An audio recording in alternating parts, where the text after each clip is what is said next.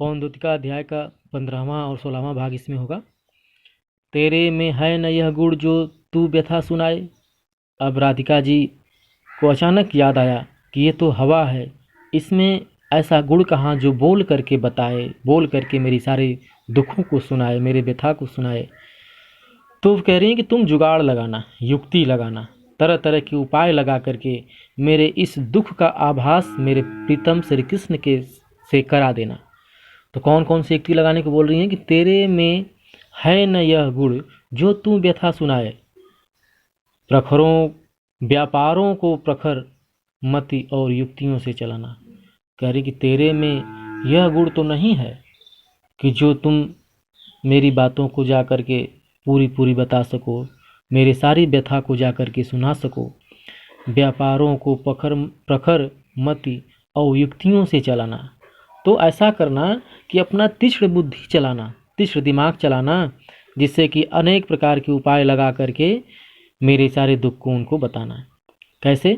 बैठे जो हों निज सदन में मेघ से कांति वाले, तो चित्रों को इस भवन के ध्यान से देख जाना।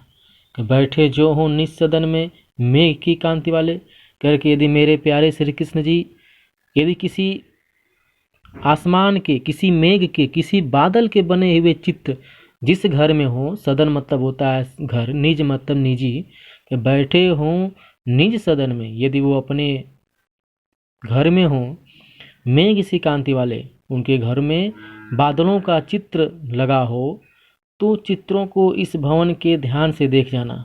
तो ऐ पवन तुम जाना और इन चित्रों को बड़े ही गौर से, बड़े ही ध्यान से देख जाना।